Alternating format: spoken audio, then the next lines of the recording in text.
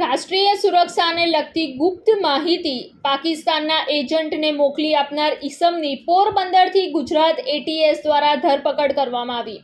Gujarat anti terrorist સ્ક્વોડના PI PB Desai નાઓને ગુપ્ત બાતમી મળી હતી કે જતીન જીતેન્દ્રભાઈ ચારણિયા ઉંમર વર્ષ 21, રહેઠાણ સુભાષનગર, પોરબંદર, જે પોરબંદર દરિયાકાંઠે માછીમારીનો વ્યવસાય કરે છે, તે છેલ્લા 4 મહિનાથી એડવિકા પ્રિન્સ નામ ધારણ કરનાર કોઈ પાકિસ્તાની એજન્ટ સાથે સંપર્કમાં છે અને ઇન્ડિયન કોસ્ટ ગાર્ડના જેટી તથા તેના વહાણોની માહિતી ફેસબુક મેસેન્જર અને ત્યારબાદ વોટ્સએપ તથા ટેલિગ્રામ જેવી ચેટ એપ્લિકેશન્સ મારફતે દુશ્મન દેશ પાકિસ્તાનના એજન્ટને મોકલે છે અને તેના બદલામાં પૈસા મેળવે છે અને દેશ વિરોધી પ્રવૃત્તિ કરી રહ્યો છે.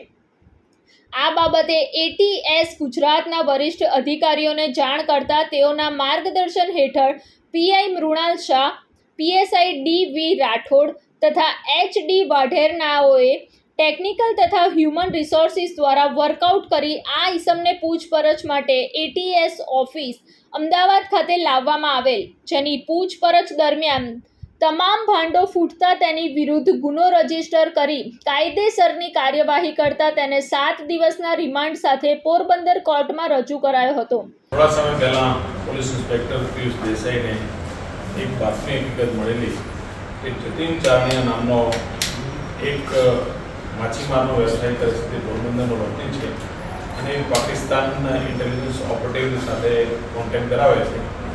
એ બાબતે ઇન્ફોર્મેશન સિનિયર અધિકારીઓ સાથે શેર કરી હતી.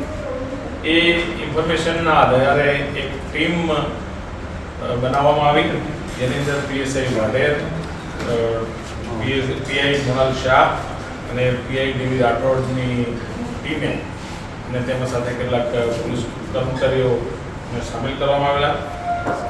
જે આ જતીન ચારણિયા છે, એ જતીન ચારણિયાની સોશિયલ મીડિયા મોનિટરિંગ તેમજ એના બેંક એકાઉન્ટોની તપાસ કરવામાં આવી અને તપાસ દરમિયાન માહિતી હકીકત ખાતરી કરતા જે તેના તરફથી વોટ્સઅપ એકાઉન્ટ બનાવવામાં આવેલું હતું, એ વોટ્સઅપ એકાઉન્ટનું જે લાસ્ટ આઈપી છે એ પાકિસ્તાનમાં કરાચી ખાતેનું મળેલું અને જેના આધારે આ જતીન ચારણિયાની એરેસ્ટિંગ કરવામાં આવેલી.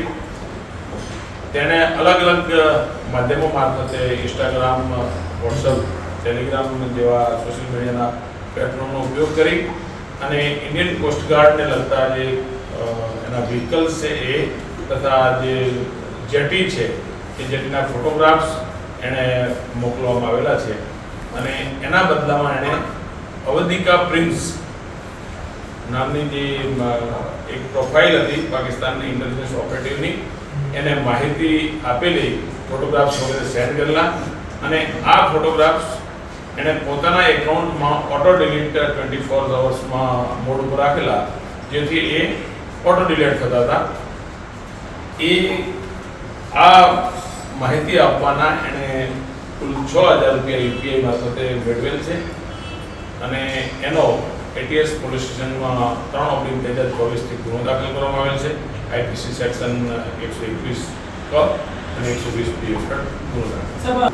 આ પાકિસ્તાન ઓપરેટિવમાં એક અત્યારે મોડસ ઓપરેટિવ જોવા મળે છે કે વિમેન્સ પ્રોફાઇલ બનાવી અને અલગ અલગ ક્ષેત્રના વ્યક્તિઓ કે જેને ઉપયોગમાં થઈ શકે એને ટાર્ગેટ કરી અને એ વિમેન્સની જે પ્રોફાઇલ છે એ પ્રોફાઇલને રજૂ કરી એનાથી એને મેસેજ વગેરે કરી લાલચ આપી અને આ પ્રકારે પોતે માહિતી મળે છે.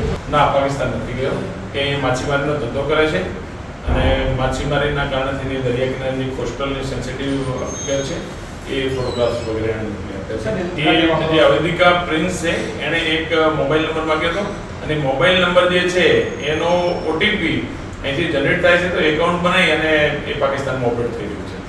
આ એક વિમેન્સ ઓપરેટિવ દ્વારા જ આ કામ કરવામાં આવેલું છે અને એની સાથે વિડીયો કોલ પણ કેટલા સમયથી સંપર્કમાં છેલ્લા 4 મહિનાથી એ સંપર્કમાં હતો અને એટીએસની ટીમ છેલ્લા 15-20 ત્યાં ઇનપુટ હતા. કેટલાક ફોટોગ્રાફ્સ મોકલ્યા છે જે મોબાઈલ એફએસએલમાં મોકલવામાં આવે છે. એફએસએલમાંથી જે ડેટા રિટ્રાઈવ થશે, ડિલીટેડ ડેટા છે એ આઈપીસી અને ગવર્મેન્ટ કાર્ડ અહીંયા ઓપરેટ કરે છે. ત્યાં વોટ્સઅપ કોઈ પણ વ્યક્તિ છે બીજા ફોનથી ફોન કરી અને જે ઓટીપી આવે છે એને આપવામાં આવે છે તો એ દુનિયામાં કોઈ પણ જગ્યાએ ઓપરેટિવ થઈ શકે છે. રિપોર્ટ સંજીવ રાજપૂત સાથે અનિલ પટેલ, TV9 ગુજરાત, અમદાવાદ. જોતા રહો TV9 ગુજરાત, નિર્ભય, નિષ્પક્ષ, નિરંતર.